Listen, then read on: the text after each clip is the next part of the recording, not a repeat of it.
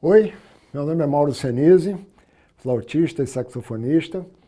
Estou aqui para participar de mais uma videoaula do projeto Brasil de Tourou. Vou falar de dois tipos de saxofone. Esse que eu toquei chama-se sax alto e afinado em mi bemol. E esse aqui que eu vou tocar depois é o sax soprano, afinado em si bemol, que muita gente até confunde com clarinete, que tem um som relativamente parecido. Bom, o saxofone, ele é formado, tem um corpo, né, de metal com as chaves que dão as notas, né, faz a escala.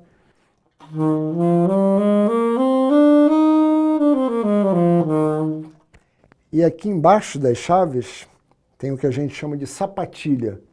São feitas de tripa de carneiro e a gente tem que trocar eventualmente como um pneu de carro a cada 2 anos, depende se você toca muito, gasta saliva, entra aqui, rasga a sapatilha e começa o instrumento a fazer igual um carro, né? Andar meio de lado. Bom, o saxofone precisa, não adianta nada, um instrumento desse custa muita grana, mas não adianta nada um instrumento, por mais caro que seja, se não tiver isso aqui, que chama-se uma palheta, que é feita de bambu. A palheta mais ou menos custa uma média de R$10 cada uma. Agora o problema é o seguinte, você compra uma caixinha de 10, ela vem fechada naturalmente, que você precisa molhar a palheta, é uma coisa muito íntima e tal, de higiene. Mas em geral dessas 10 você aproveita umas 4, 5. Então é como se fosse na feira, comprasse uma banana de olho fechado, chegasse em casa e já tivesse umas 4, 5 podres, né? Ou maçã, seja lá o que for. Então é uma coisa chata, mas sem isso aqui, ó, não sai som nenhum, nada, zero. Isso aqui é que vai dar a pressão, né? Vou fazer só sem a... Aqui você bota a presilha e tal, aí é que vai começar a sair o som do instrumento. Então não adianta nada você ter um instrumento de $10 mil se não tiver essa mísera palhetinha de bambu, custando uma média de R$10 cada uma, tem várias marcas, naturalmente. O instrumento não sai som nenhum. Então, esse instrumento, por exemplo, o sax alto, ele vai dessa região aqui, que é o si bemol dele, né, um instrumento transpositor. Ele está uma sexta acima do piano ou uma terça menor abaixo do piano. Significa que quando você vai afinar, o pianista ou a pessoa do violão, um instrumento que é em concerto, que a gente chama em dó, ele dá o lá para afinar e a gente vai dar o fá sustenido nosso.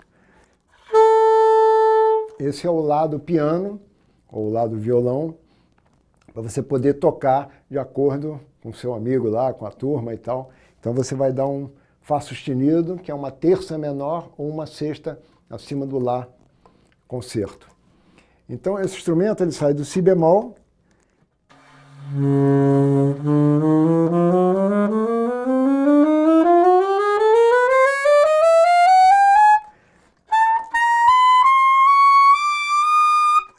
até esse dó aqui que é meio, pode até um pouco mais, mas já é meio chato, esse dó já vira um mico, né? Um gato, né? Então a região mais bonita dele é mais, né, que você usa mais.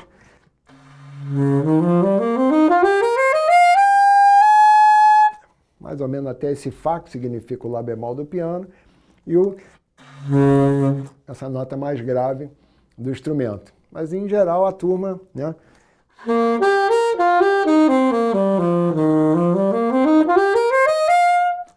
Por aqui, que é uma região muito bonita, é um instrumento solista, em várias peças de Debussy, Fauré, Stravinsky, coisas para saxofone, para sax alto, principalmente em orquestra, né? um instrumento solista, muito bonito, instrumento bonito. Outro dia eu vi uma sinfonia de Mahler também, que é uma participação do, se não me engano, é o número 1, participação do alto, eu vi na televisão, nossa, um negócio alucinante, assim, que eu ia ficar 5 anos para sair do primeiro compasso, um negócio dificílimo, e o cara lá quebrando tudo, muito bonito. Enfim, então foi o primeiro instrumento que eu comecei. Eu comecei com 20 anos, tarde já na música, estava fazendo jornalismo, estava meio perdido assim, não sabia o que eu queria. Não entendia nada da música que eu gosto hoje em dia, que é um choro, jazz, música clássica. Eu ouvia rock, né? Na minha época era o Led Zeppelin, The Who, Jimi Hendrix, que eu respeito, lógico, até hoje, um grande músico. Mas a minha praia era outra. Então eu não tinha a menor noção do que era harmonia, do que era um dó maior, um dó menor, quem era Bach, quem foi Mozart, quem foi Pixinguinha, Tom Jobim, cultura zero. E eu, meio no desespero, meus amigos, onde eu morava ali em Laranjeiras, eles tocavam jazz, que eu ia lá em cima, não entendia nada, não tinha letra, não conseguia entender aquela música. E eu, de qualquer maneira, para meio me enturmar, peguei uma gaita, por causa do Bob Dylan, imagina, Bob Dylan e tal. Aí eu peguei a gaita, ficava para cima, para baixo, mas também não acontecia nada. A gaita também é um instrumento muito sério, como qualquer instrumento para você tocar bem, é muito difícil. Mas aparentemente a gaita é fácil, você ficava para cima e para baixo, né? Só que eu não tocava nada, né? E aí eu tomei coragem e fui, peguei uma flauta emprestada, um amigo meu tocava flauta, eu gostei do som e tive a sorte que eu devo a minha carreira a 2 pessoas, a Odete Ernest Dias, flautista maravilhosa que está até hoje na ativa e tocando, gravando, dando concerto, estudando, é uma pessoa genial, maravilhosa, que mudou a minha vida. E um pouco depois que eu vou falar dele também, o meu mestre Paulo Moura, que é o saxofone, né, o mestre do saxofone. Então eu fui na ProArte, ter aula, tinha um cabelão até aqui e tal, com a Odete. Cheguei lá, não sabia nem como é que pegava na flauta, era para cá ou para lá. E ela, com muita paciência, foi me ensinando aos pouquinhos, mostrava uma sonata, que eu não tinha a menor noção do que era, quem era Bach, etc. e tal. Pixinguinha, não sei o quê, foi me enturmando e aos poucos eu fui, que nem um desenho animado, que o pica-pau aparece o cheirinho de comida, assim, aquele cheirinho, ele vai voando assim, de olho fechado, seguindo a comida. Eu fui seguindo a Odete, seguindo a música boa, comecei a prestar atenção numa melodia, numa coisa mais rica e tal. Isso tudo, estou resumindo, em 1 ano mais ou menos, eu já estava completamente seduzido pela música, esse tipo de música, né? A música mais clássica que a Odete tocava, mas ao mesmo tempo ela tem uma cabeça super aberta, adora Pixinguinha, me apresentou o Pixinguinha, eu conheci o mestre, fundamos o Quarteto Pixinguinha na época, hoje em dia ainda existe, é um quinteto Pixinguinha, enfim.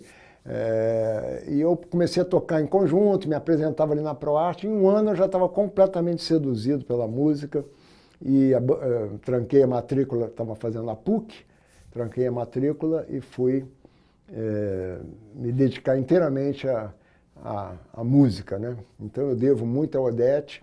E 1 ano depois, mais ou menos, eu comecei a ouvir jazz, comecei a entender um pouco quem era Charlie Parker, mas assim, muito de leve também, porque é uma linguagem mais difícil, né? Abstrata. Os improvisos, para muita gente não quer dizer nada, eu até entendo hoje em dia. Pessoal, vocês ficam lá solando, não entendo nada. Realmente requer um polimento para você entender que aquilo não é jogação fora, que ele tem uma harmonia por trás, as escalas são de acordo com a harmonia, etc. e tal. Então eu depois comecei a estudar saxofone com Paulo Moura, e aí já estava completamente envolvido na música. Em 1973, já com 3 anos, quer dizer, eu sou de 50, acabei de fazer 65 agora, então eu tinha 23 anos, já estava gravando com Milton Nascimento, na orquestra, na aula de solista, mas já estava ali, Paulo Moura já me levava umas gafieiras para eu aprender a malandragem do choro, e comecei a tocar com Wagner Tiso, e depois toquei 10 anos com Wagner Tiso também, que me abriu muito esse espaço, me colocou em gravação, comecei a aprender a ler partitura. Isso eu fiz na ProArte, mas na gravação tinha que ler na hora, resolver ali na hora, afinação. Olha, cuidado que o si bemol está muito alto, porque o instrumento de sopro, ele ele não é que nem o piano. O piano, se estiver afinado, você toca nas notas, elas vão soar. Ou afinadas, se estiver, ou desafinadas. Mas o saxofone você pode... Ele pode desafinar. A nota é a mesma, a posição é a mesma. Depende muito da embocadura. A flauta também é um instrumento muito difícil, com coisa de embocadura, quer dizer, depende também de você. Não adianta só apertar a chave do instrumento. Ela vai de acordo com a sua... Então você tem que usar muito o ouvido. Aliás, uma dica para o músico, fundamental, parece besteira, mas é fundamental, saber ouvir. O músico que sabe ouvir, ele toca melhor, ele se posiciona melhor, seja numa orquestra, seja num conjunto, num quarteto, seja num duo. Eu tenho um duo com o Gilson Penazeta, que acabamos de fazer 25 anos de carreira e tal, 10 CDs. Então a gente toca junto como se fosse música clássica mesmo. Apesar de ser choro e coisa, as pessoas têm esse preconceito de dividir a música entre popular, jazz, não sei o que lá, tudo é uma coisa só. Ou é música boa ou é ruim. Mas eu aprendo a ouvir. Então, às vezes, eu posso estar até meio perdido na harmonia, assim, eu paro um milionésimo de segundo, ouço, pego uma carona num acorde, como se fosse um atalho ali, e pego a estrada principal de novo. Então, o músico tem que saber ouvir para poder fazer a sua dinâmica, se estiver tocando num conjunto, num quarteto, ou na orquestra também, não estar acima do primeiro violino, etc. e tal. Então, música é uma coisa, uma arte fantástica, a gente se comunica sem falar. No nosso caso, não tem letra, então é tudo pelo som.